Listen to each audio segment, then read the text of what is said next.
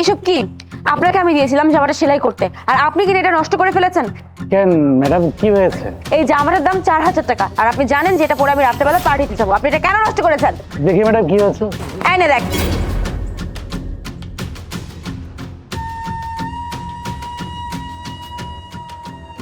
আরে আপা, আপনি যেভাবে সেলাই করতে বলেছেন আমি তো সেভাবে সেলাই করেছি। আচ্ছা ঠিক আছে, যদি আপনার পছন্দ নয় আমি আবার সেলাই করে দিচ্ছি। এই বুড়োর বাচ্চা, তুই আবার এটা ঠিক করে দিবি? একবার সেলাই খুলে আবার সেলাই করলে জামাটা ঠিক থাকে? এই জামাটা তো নষ্ট হয়ে যায়। এত দামি একটা জামা তুই আবার কিভাবে ঠিক করবি? হ্যাঁ, তুই ঠিক করলে এটা আবার গায়ে দেওয়ার মতো থাকবে? এত দামি একটা জামা, একটু খেয়াল রাখতে হয় এগুলা, বুঝছিস? ভাবি, আমার না আপনার কথা ভেবে একদমই কষ্ট লাগছে।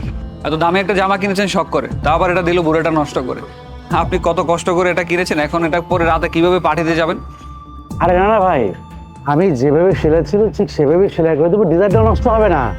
আমি আপনাকে বারবার বলেছিলাম যে ভালো একটা টেলারের কাছে যান, ভালো একটা টেলারের কাছে গেলে আপনার জামাটা সুন্দর করে সেলাই করে দিবে। না, আপনি তো রাস্তার কাছে সেলাবেন। দেখেন এবার রাস্তার টেলারদের কাছে যদি জামা ঠিক করেন, দেখছেন আপনার জামাটা নষ্ট করে দিয়েছে। 4000 টাকা দাম ছিল জামাটা। এই 4000 টাকা তুই আমাকে দিবি, আমি আবার একটা নতুন জামা কিনবো, তারপর পার্টিতে পরে যাবো। হ্যাঁ আপা, এটা কি বলেন? আপনি 4000 টাকা জরিমানা যাচ্ছেন, এত টাকা তো আমি সারা মাসেও ইনকাম করি না। আমি এত কিচ্ছু জানি না। তুই আমার ক্ষতি করেছিস, এখন তুই আমার ক্ষতি করেছিস। আপা তাই তো বলছি, দেন আমি আবার ঠিক করে দিচ্ছি। কি? একে তো আমার এত বড় ক্ষতি করেছিস, এখন মুখে মুখে তর্ক করছিস। তোর আমি জানি যে তোর মতো গরিব ছোট লোকের 4000 টাকা দেওয়ার মুরব্বি। এরপর থেকে আমি এই দোকানে যতবার যেই কাজ নিয়ে আসবো, সমস্ত কাজ তুই পুরোপুরি ফ্রিতে করে দিবি, ঠিক আছে? কিন্তু আপা এটা তো ঠিক না। আপনি আমাকে যেভাবে মাপ দিয়েছেন আমি ঠিক সেভাবে কেটেছি। আপনাকে আমি যেভাবে সেলাই করতে বলেছেন আমি সেভাবে সেলাই করেছি। কিন্তু এখন যদি আপনি আমার কাছ থেকে এরকম জরিমানা চান যে আমি আপনাকে ফ্রিতে সেলাই করে দেবো, তাহলে এটা কোনো কথা হলো আপা? ও আচ্ছা, তোর তো দেখছি মুখ ভালোই চলছে। এখন তো আমাদের সোসাইটির সামনে এত বড় একটা দোকান খুলে বসেছিস, আমরা তোকে দয়া করে এতদিন কিছুই বলিনি, এখন আবার আমার মুখে মুখে তর্ক করা হচ্ছে। জামা নষ্ট করেছিস, এর খেসারত স্বরূপ তোর প্রত্যেকবার আমার কাজ ফ্রিতে করে দিতেই হবে। আমি তো তার একটা কথা বলতে চাই না, আর এরপরও তুই যদি আমার কাজ করে দিতে না চাস, আমি কিন্তু সোসাইটির সবাইকে ডেকে এই সত্যিটা বলে তোকে এখান থেকে উঠিয়ে দিব। আই চলো।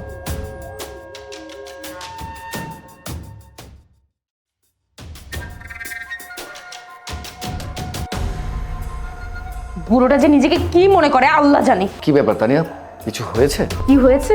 হয়েছে আমার কপাল। আমাদের সোসাইটির পাশে একটা টেইলার্স আছে, সেখানে আমি দিয়েছিলাম আমার জামাটা সেলাই করতে। জামাটা একটু লুজ হয়ে গিয়েছিল, জাস্ট টাইট করতে হতো, দ্যাটস ইট। আজকে সন্ধ্যায় পার্টিতে পরার জন্য যে দেখি সে উল্টা পাল্টা সেলাই করে জামাটা পুরো নষ্ট করে দিয়েছে, পরার মতো কোনো অবস্থায় রাখিনি তো রাখিনি, তার উপর আবার মুখে মুখে তর্ক করলো, বেয়াদবি করলো। তাকে আমি বললাম যা করেছো করেছো, বাদ দাও, জামাটা অন্তত ঠিক করে দাও। 4000 টাকা দামের জামা, আমি তো তার কাছে 4টা টাকা দাবি করিনি, বলেছি জামাটা ঠিক করে দিতে। সে সেই জামা ঠিক করতে একেবারে অস্বীকার। সে জামা ঠিক করবেই না, উল্টো আমার মুখের উপর বেয়াদবি করে আমাকে যা নয় তা বলে দিল। আমাকে বললো যে তার দোকানে যেতে আমি আর কোনোদিনও না যাই, সে নাকি আমার মতো ফালতু কাস্টমারের কোনো কাজই করবে না। আচ্ছা বাদ দাও, এসব নিয়ে অযথা কথা বললে আর তোমার মুডটা নষ্ট হয়ে যাবে। তুমি এক কাজ করো না, তুমি তোমার যে জামাটা আছে অন্য কোনো দর্জিকে দিয়ে দাও, সে সেলাই করে দেবে। বাদ দাও, এসব নিয়ে রাগ করো না, বেকার মাথা গরম হবে। কি রাগ করবো না? ও আমার সাথে বেয়াদবি করেছে, ও একটা ভুল করেছে, আমি মেনে নিয়েছিলাম। কিন্তু ও তো চাইলেই ভুলটা সংশোধন করতে পারতো, আমার জামাটা নতুন করে রিপেয়ার করে দিতে পারতো। এখন আমি পার্টিতে কি পরে যাব? আর তার থেকে বড় কথা, ওই লোকটা আমার সাথে যা না তা বলে কথা বলেছে, আমার সাথে বেয়াদবি করেছে, তর্ক করেছে। এরপর আমি কিভাবে যেতে দিব? হ্যাঁ ভাইয়া, ওই লোকটা এত খারাপ, আমার মন চাইছে যে 2-3টা লাগাই দিই, কিন্তু কি করবো, বুড়া মানুষ, কিছু বলতে পারতেছি না। ভাই তুমি জানো, তুমি যদি ওইখানে থাকতে না, তোমারও রক্ত গরম হয়ে যেত ওই লোকটার কথা শুনে। তোমাদের সাথে বেয়াদবি করেছে? আর তোমাদের সাথে যখন বেয়াদবি করছে তুমি আমাকে বলবে না? অ্যাটলিস্ট একটা ফোন করতে, আমি নিজে যেতাম ওখানে, তারপর দেখতাম শালাকে কত বড় বেয়াদব হয়েছে, দিতাম এক হাত একদম। আচ্ছা এক কাজ করো, চলো তো আমার সাথে, এই চলো। আচ্ছা তোমরা যাও, আমি রুমে আসি। আচ্ছা তুমি বের হও, আমি সোয়েটারটা খুলে আসছি। এই যে এই বুড়োটাই আমার সাথে বেয়াদবি করেছে। আরে চাচা, আপনি এখানে? কিন্তু বাবা আমি তো ঠিক তোমাকে চিনতে পারলাম না। আরে চাচা, আমরা একসাথে জব করতাম, আমরা কিন্তু দুপুরে একসাথে লাঞ্চও করতাম। আমি যে কোম্পানিতে জব করতাম, আপনি সেই কোম্পানির সিকিউরিটি গার্ড ছিলেন, চিনতে পেরেছেন? ও হাসান, তুমি তুমি তো অনেক বদলে গেছো, তাই চিনতে পারিনি। হাসান, এগুলো কি? আমি তো বললাম যে এই লোকটা আমার সাথে বেয়াদবি করেছে, তুমি তাকে কোনো কিছু তো বলছোই না, উল্টো চাচা চাচা করে সম্বোধন করছো। তোমাদের সম্পর্কটা কি শুনি? আরে তানিয়া, আমি ওনাকে খুব ভালো মতো চিনি। আমি যে কোম্পানিতে চাকরি করতাম ওই কোম্পানিতে উনি সিকিউরিটি গার্ড ছিলেন। আমি চৌধুরী কোম্পানির কথা বলছি। আসলে আমাদের কোম্পানির অবস্থা বেশি একটা ভালো ছিল না, খুব লস প্রজেক্ট যাচ্ছিল। আর সেই সময় আমাদের কোম্পানি থেকে কিছু লোক ছাঁটাই করছিল, তার মধ্যে চাচাও বাদ পড়ে গিয়েছিলেন। আমার তো কপাল ভালো ছিল, আমার ট্যালেন্ট ছিল আর কিছু ক্যাশ ছিল, যা খাটিয়ে আমি বিজনেস করতে পেরেছি। কিন্তু চাচার তো অবস্থা একেবারেই ভালো না। সেই বাদ পড়ার পর আজকেই চাচাকে আমি প্রথম দেখলাম। চাচা, আপনার অবস্থা এরকম কেন হয়েছে বলুন তো? বাবা, বিষয় হচ্ছে যে আমি সেই সিকিউরিটি গার্ডের চাকরিতে চলে যাওয়ার পর একেবারে পুরো বেকার হয়ে গেছিলাম। এই বয়সে কেউ চাকরিও দিচ্ছিল না, তাই নিরুপায় হয়ে এই দর্জির দোকানটা দিয়ে বসেছি। ভাবলাম যে হয়তো সংসারটা কোনো রকম চলে যাবে, কিন্তু নিজে তোমার বউ আমি সেটা জানতাম না। আর তোমার বউ বলছে যে আমি তার জামাটা নষ্ট করে দিয়েছি। বাবা, বিশ্বাস করো, উনি আমাকে যেভাবে মাপ দিয়েছে, যেভাবে সেলাই করতে বলেছে, আমি ঠিক সেভাবেই সেলাই করেছি। বাবা, এখন উনি বলছে আমার কাছে 4,000 টাকা জরিমানা দিতে হবে। তুমি বলো বাবা, আমার পক্ষে এই টেলারিং কাজ করে 4,000 টাকা জরিমানা দেওয়া সম্ভব?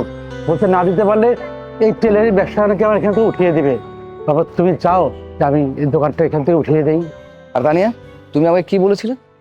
চাচা তোমার সাথে বেয়াদবি করেছে, চাচা তোমাকে অপমান করেছে, চাচা তোমার জামাটা সেলাই করে দিবে না, আর চাচার কাছে এত সময় নেই যে তোমার সব ফালতু কাজ করবে। কিন্তু তুমি যেসব কথা বলছো না, এই কথাটা আমি মোটেও বিশ্বাস করলাম না। কারণ চাচাকে আমি অনেক আগে থেকে চিনি। উনি অনেক নম্র, ভদ্র। উনি কারোর সাথে কখনো এমন বেয়াদবি করতে পারে না। আমার কি মনে হচ্ছে জানো, বেয়াদবি যদি করে থাকে সেটা তুমি করেছো, চাচা না। সো আমার মনে হয় চাচাকে তুমি যে অপমানটা করেছো আর যে ভুল কাজটা তার সাথে করেছো, you should say sorry. I am sorry Hasan, আমি আসলে জানতাম না যে তুমি চাচাকে চেনো। সে তোমার পূর্ব পরিচিত, তোমরা একই সাথে কাজ করতে। আমি যদি জানতাম তাহলে কোনোদিনই এরকম ব্যবহার করতাম না ওনার সাথে। দেখো তানিয়া, চেনা আর অচেনা দিয়ে কোনো কিছু হয় না। তুমি ওনার সাথে বেয়াদবি করেছো, তুমি ওনার কাছে ক্ষমা চাবে। চাচা, আই এম রিয়েলি সরি। আমি অনেক অনেক দুঃখিত। আমি আসলে বুঝতে পারিনি যে আপনার সাথে এই ব্যবহারটা করা উচিত হবে না, আর আপনি আমাদের পরিচিত। সব থেকে বড় কথা, আপনি যদি অপরিচিত হয়ে থাকেন, আপনার সাথে আমার এরকম বিহেভ করা একদমই সাজে না। আমাকে আপনি প্লিজ ক্ষমা করে দিবেন। আর হ্যাঁ, আপনাকে আমার 4,000 টাকাও দিতে হবে না। আমি আরেকটা ড্রেস কিনে পরে ফেলবো।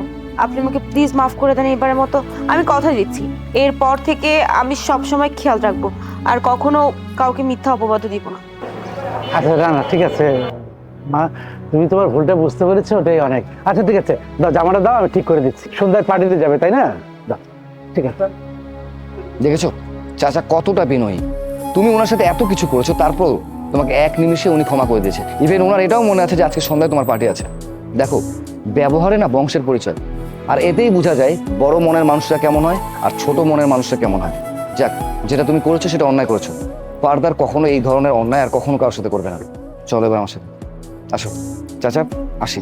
আসসালামু আলাইকুম।